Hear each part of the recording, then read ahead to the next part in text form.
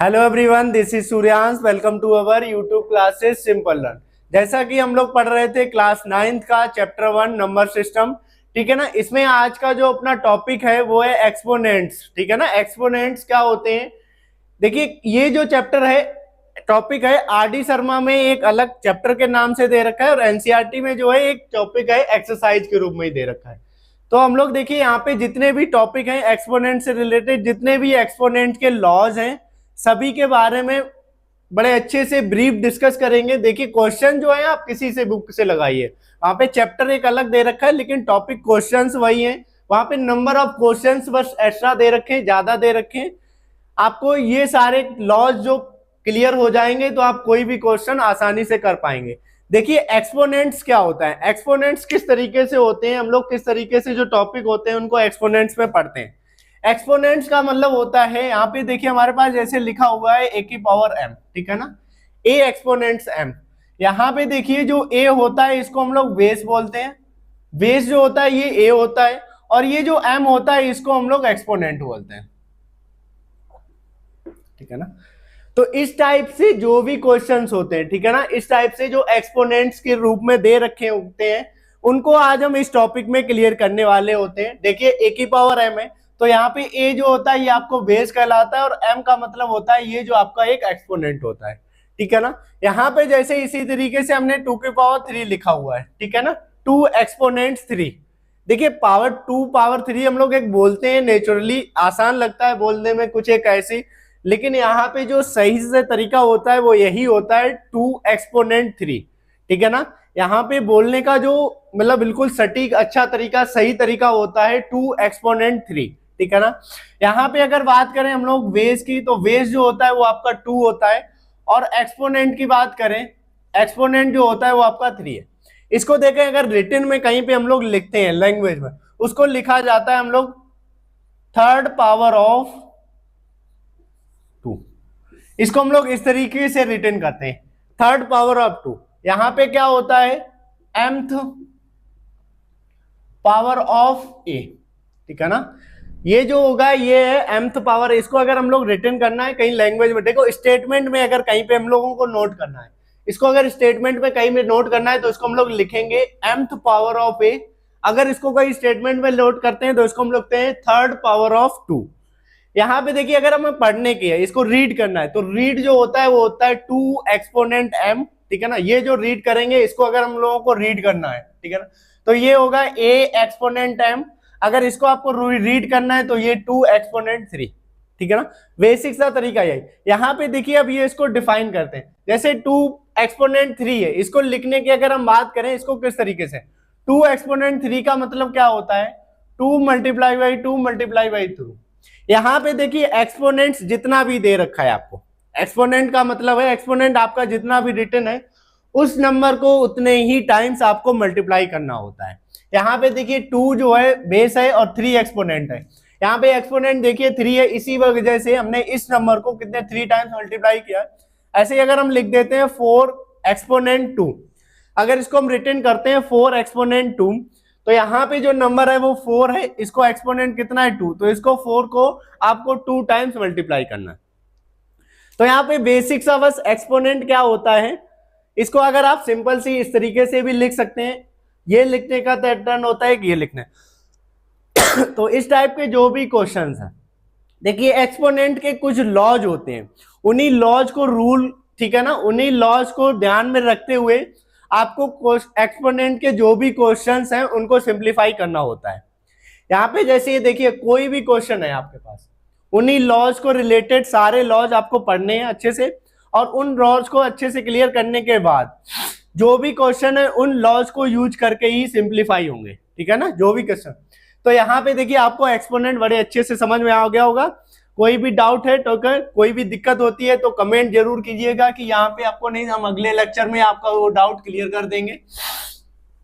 देखिए अब लॉज की बात करते हैं कि लॉज जो है वो किस तरीके से डिफाइंड होते हैं। एक्सपोनेंट का जो फर्स्ट लॉ होता है वो आता है आपका a exponent m multiply by a exponent n। ये आपका फर्स्ट लॉ होता है, ठीक है ना, लॉज ऑफ एक्सपोनेंट। ये एक्सपोनेंट के लॉज होते हैं, ठीक है ना, इन्हीं को से रिलेटेड आपको question a exponent m multiply by A exponent m. यहां पे आपको दे रखा है कि कोई भी आपके पास दो नंबर है वो एक्सपोनेंट में है, लेकिन उनकी जो बेस है वो सेम है। देखिए यहाँ पे आपका दे रखा है ये बेस ए है, इसको अगर हम दो एक्सपोनेंट है, एक एक्सपोनेंट आपके पास ए की पावर एम है और एक एक्सपोनेंट क्या है ए एक्सपोनेंट एन, ठीक है ना। यहाँ पे दो आपके पास क्वेश्चंस दे रखे हैं, एक ए एक्सपोनेंट एम, ए एक्सपोनेंट। यहाँ पे अगर हम बात करें तो इसमें जो बेस है वो ए है और एक्सपोनेंट जो है वो आपका कितना दे रखा है, एम दे रखा है। यहाँ पे जो दे रखा है बेस जो है वो आपका ए है और एक्सपोनेंट जो दे रखा है वो आपका एन दे रखा है। कभी भी आपके इस टाइप से क्वेश्चन आ जाए कि आपके पास दो, ठीक है ना, क्वेश्चन दे रखे हैं, वो एक्सपोनेंट की फॉर्म में है, अगर उनको मल्टीप्लाई आपको करना है, ठीक है ना, दो क्वेश्चंस हैं, अगर दोनों एक्सपोनेंट की फॉर्म में है, अगर उनको आपको मल्टीप्लाई करना है और उनका बेस जो है, ठीक है ना, उनका जो बेस है वो सेम है और एक्सपोनेंट अलग अलग है। यहाँ पे देखिए बेस इन दोनों का सेम है, इसका भी बेस है इसका भी है, लेकिन एक्सपोनेंट दोनों का जो दे रखा है वो अलग अलग है। तो ये जो प्रॉपर्टी कहती है, ये प्रॉपर्टी क्या कहती है आपको, किसको आपको क्या करना है, ठीक है ना, बेस जो है आपका वही रहेगा, ठीक है ना, बेस सेम रहेगा और जो एक्सपोनेंट है वो आपके ऐड हो जाएंगे दोनों, ठीक है। किस तरीके से आपके पास देखिए कोई इस तरीके से दो क्वेश्चंस दे रखे हैं, उनको अगर वो दोनों जो क्वेश्चंस है वो एक्सपोनेंट की फॉर्म में है और उन दोनों क्वेश्चन में एक्सपोनेंट्स को, ठीक है ना, एक्सपोनेंट्स की फॉर्म में दे रखे हैं, उन दोनों एक्सपोनेंट्स को मल्टीप्लाई आपको करना है। बस रूल क्या है कि आपकी जो प्रॉपर्टी है बेस जो है दोनों का सेम होना चाहिए, एक्सपोनेंट तो बेस आपका सेम रहेगा और एक्सपोनेंट्स जो है वो ऐड हो जाएंगे। देखिए इसी टाइप से जैसे हमारे पास एक क्वेश्चन लिखा हुआ है, यहाँ पे हम एग्जांपल की बात करते हैं। यहाँ पे देखिए 2 की पावर 5 मल्टीप्लाई बाई 2 की पावर 3। यहाँ पे देखिए क्या 2 exponent 5 and multiply by 2 exponent 3। यहाँ पे देखिए एक मेरा ये एक्सपोनेंट की फॉर्म में लिखा है, एक ये एक्सपोनेंट की फॉर्म में लिखा है। देखिए यहाँ पे अगर बेस की बात करो तो यहाँ पे बेस 2 है, एक्सपोनेंट 5 है, यहाँ पे भी बेस 2 है, एक्सपोनेंट 5 है। तो देखिए ये जो लॉ है वो फॉलो कर रहा है कि आपका बेस सेम होना चाहिए और एक्सपोनेंट अलग अलग होने चाहिए। तो इसको जब हम सिंप्लीफाई करेंगे तो क्या होता है, बेस आपका सेम रहेगा, बस एक्सपोनेंट्स जो है वो आपके क्या हो जाएंगे, ऐड हो जाएंगे। तो ये जो हो जाएगा 2 एक्सपोनेंट 8 हो जाएगा, ठीक है ना। तो ये लॉ आपको ध्यान रखना है। फर्स्ट लॉ क्या कहता है कि दो कोई भी एक्सपोनेंट्स की फॉर्म में कोई भी क्वेश्चन अगर उनको मल्टीप्लाई करना है, अगर उनके बेस सेम दे रखे हैं, एक्सपोनेंट अगर अलग अलग है तो आपका बेस वैसे ही सेम रहेगा और एक्सपोनेंट्स जो है वो ऐड हो जाएंगे। सेकेंड लॉ आपका जो है वो क्या कहता है, कोई भी दो एक्सपोनेंट्स जो है वो डिवीजन की फॉर्म में है, ठीक है ना, कोई भी दो एक्सपोनेंट्स आपको दे रखे हैं, ठीक है ना, किस तरीके से। सेकेंड लॉ आपको क्या कहता है, ए की पावर ए एक्सपोनेंट्स एम दे रखा है and divide by A exponents N दे रखा है, ठीक है ना। अभी आपका देखो मल्टीप्लाई था, अब यहाँ पे डिवाइड है। देखो डिवाइड का लिखने का तरीका है क्या है, आपको इस तरीके से भी लिख सकते हैं, A exponent M divide by A exponent, ठीक है ना, ये भी और ये इसको इस तरीके से भी लिख सकते हैं। और लिखने का यहाँ पे देखिए ये जो लॉ है वो क्या कहलाता है, यहाँ पे भी आपका जो बेस है देखिए दोनों में सेम है, बस एक्सपोनेंट सेम है, चेंज दे रखे हैं, यहाँ पे एक्सपोनेंट्स एम है, यहाँ पे एक्सपोनेंट एन है। इसकी जो लॉज होगी वो क्या कहलाएगी, बेस आपको यहाँ पे भी सेम रखना है, ठीक है ना, बेस जो है आपका सेम रहेगा और जो एक्सपोनेंट्स हैं वो सब्ट्रैक्ट हो जाएंगे, क्या हो जाएगा, m माइनस एन। अब बस ये आपको ध्यान रखना है जो डिविजिबल में होगा वो सब्ट्रैक्ट होगा, ठीक है ना। आप इसको इस तरीके से नहीं लिख सकते हैं, ठीक है ना, क्या आपने अगर इसको इस तरीके से लिख दिया तो ये आपका गलत हो जाएगा, ठीक है ना।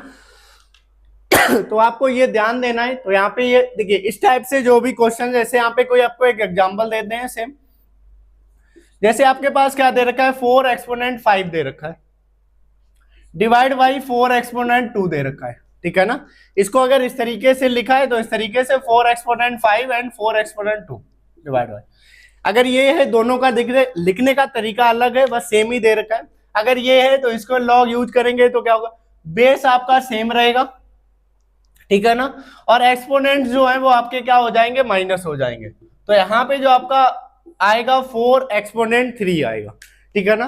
तो सेकेंड लॉ आपका ये दे रखा है, आप इस लॉ को यूज करके, ठीक है ना, क्वेश्चंस करेंगे। थर्ड लॉ जो अगला लॉ है आपका क्या दे रखा है, अगला लॉज आपको दे रखा है कि यहाँ पे कोई भी दो नंबर्स दे रखे हैं,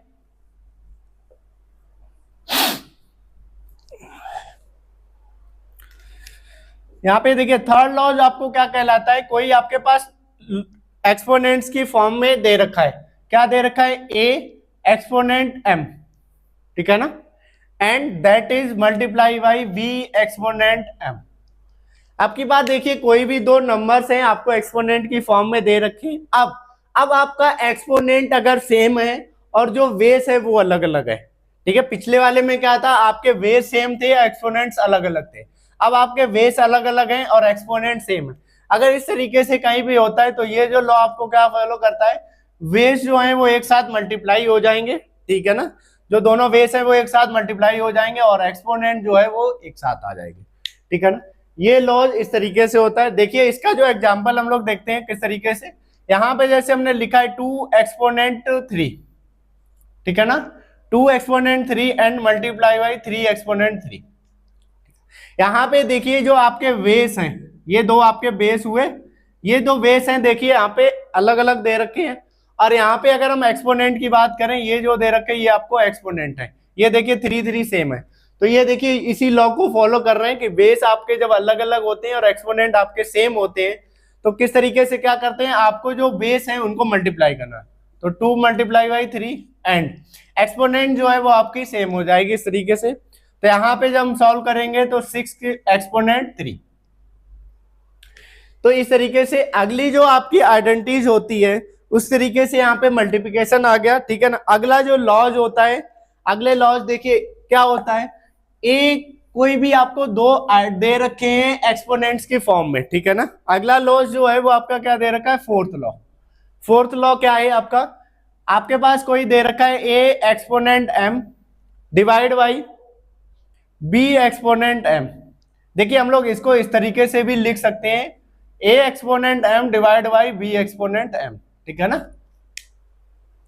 इसको हम लोग इस तरीके से भी लिख सकते हैं।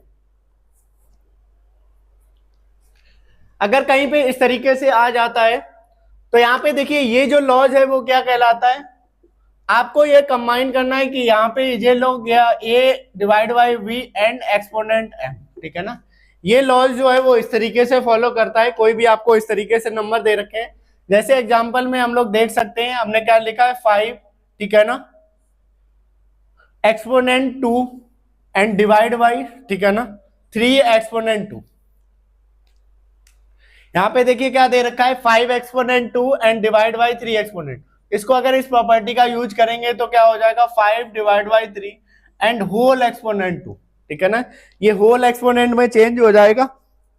इसके बाद देखिए आपकी जो ये प्रॉपर्टी, अगली जो लॉज है फिफ्थ लॉ, फिफ्थ लॉ क्या कहलाता है कि कोई भी आपका एक्सपोनेंट अगर, ठीक है ना, कोई भी आपका एक्सपोनेंट है, ठीक है ना, फिफ्थ प्रॉपर्टी क्या कहती है, कोई भी आपका एक्सपोनेंट है, एक्सपोनेंट अगर 0 दे रखा है, ठीक है ना,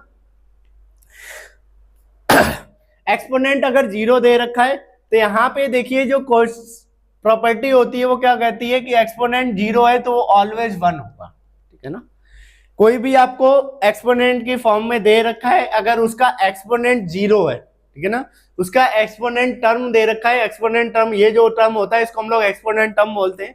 अगर ये टर्म आपका 0 है तो ये जो चीज हो जाती है पूरी, ये आपकी 1 हो जाती है। जैसे कोई भी आपके, जैसे हमने लिखा है एग्जाम्पल में 5 की पावर 0, ये आपका 1 होगा, ठीक है ना। हम लोग 4 की पावर 0 लिख सकते हैं, ये भी 1 होता है, ठीक है ना।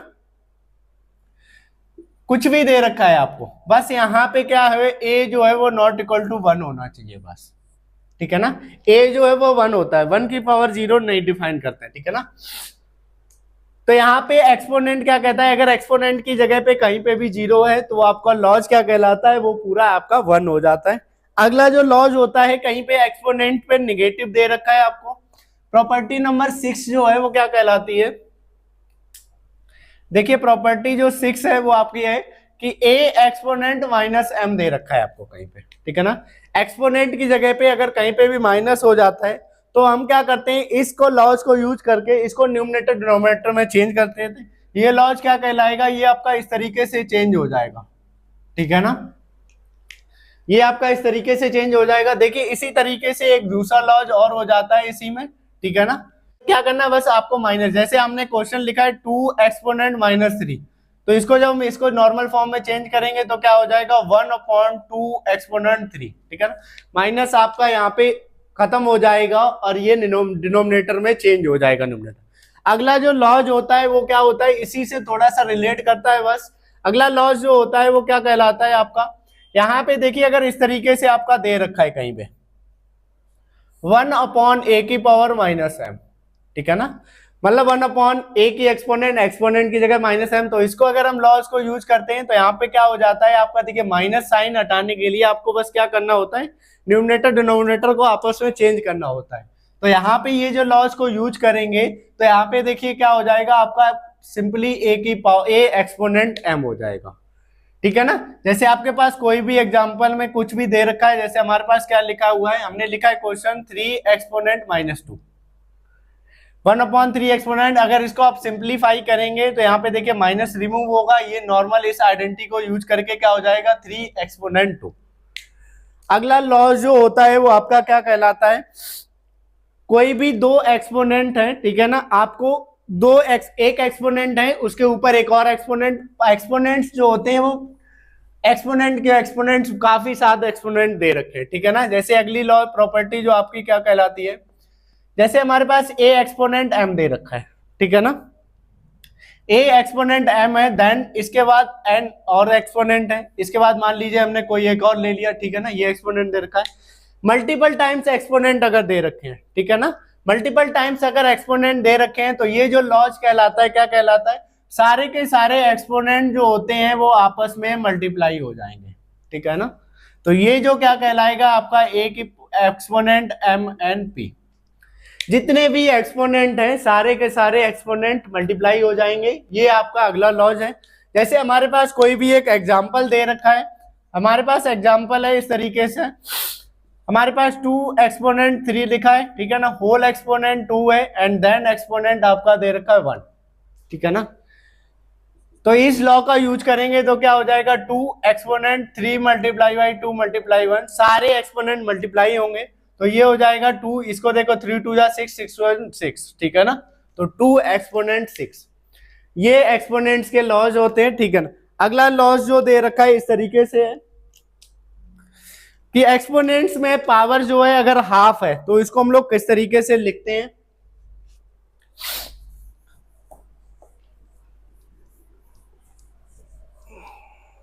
देखिए अगला लॉज जो है वो आपका दे रखा है, जैसे कोई भी आपके पास दे रखा है a एक्सपोनेंट 1/2, ठीक है ना, यहां पे अगर ये दे रखा है तो इसको सिंप्लीफाई नोट करने का जो तरीका होता है वो होता है √a, ठीक है ना।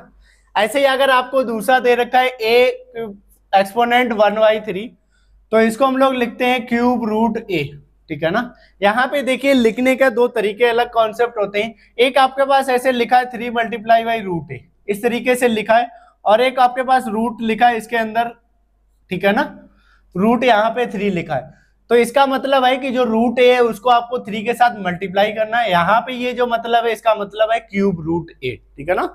तो इसमें बेसिक सा थोड़ा सा डिफरेंस होता है अलग अलग, आप इसको थोड़ा सा ध्यान से देखिएगा कि ये जो 3 है वो क्यूब रूट पे है कि मल्टीपायल है, ठीक है ना। तो ऐसे अगर आपके यहाँ पे 1/3 हो गया था, ऐसे अब मान लीजिए a एक्सपोनेंट 1/m आ गया आपके पास, 1/n हो गया, तो ये जो होता है cube root nth root a हो जाता है, ठीक है ना। अब यहाँ पे n की जगह पे आपकी अगर 2 हो गई तो यहाँ पे देखिए क्यूब रूट इसको बोलते हैं 3 हो जाएगी, यहाँ 3 हो जाएगी। जैसे ही अगर a की पावर 4 हो गई, जैसे 1/4 हो गई, तो ये 4th रूट ऑफ a हो जाएगा, ठीक है ना, ये 4th रूट ऑफ a हो जाएगा। तो इस तरीके से जो एक्सपोनेंट्स के लॉ होते हैं, सारे के सारे लॉज आपको क्लियर कर दिए कि कोई भी लॉज होता है कि अगर मल्टीप्लाई दो एक्सपोनेंट्स हैं, अगर बेस सेम है, मल्टीप्लाई होते हैं तो किस तरीके से होता है, सब्ट्रैक्शन होता है तो किस तरीके से होता है। इसी लॉज को यूज करके आपके एक्सरसाइज में कुछ क्वेश्चंस दे रखे हैं, इस टॉपिक से रिलेटेड एक्सपोनेंट्स के जितने भी लॉज थे उन सारे को, सभी टॉप लॉज को अच्छे से क्लियर कर लिया हमने। एक एक एग्जाम्पल के साथ आपको समझा दिया है कि इन लॉज को किस तरीके से यूज करते हैं, ठीक है ना। आप सभी को ये लॉज बड़ी अच्छी से समझ में आएंगे, आप इनको एक बार और प्रैक्टिस करिएगा, ठीक है ना। अगर कोई भी आपको दिक्कत होती है तो कमेंट करिएगा। वीडियो अगर अच्छा लगा हो तो लाइक करिए, अपने फ्रेंड सर्कल में सब्सक्राइब करिएगा। धन्यवाद।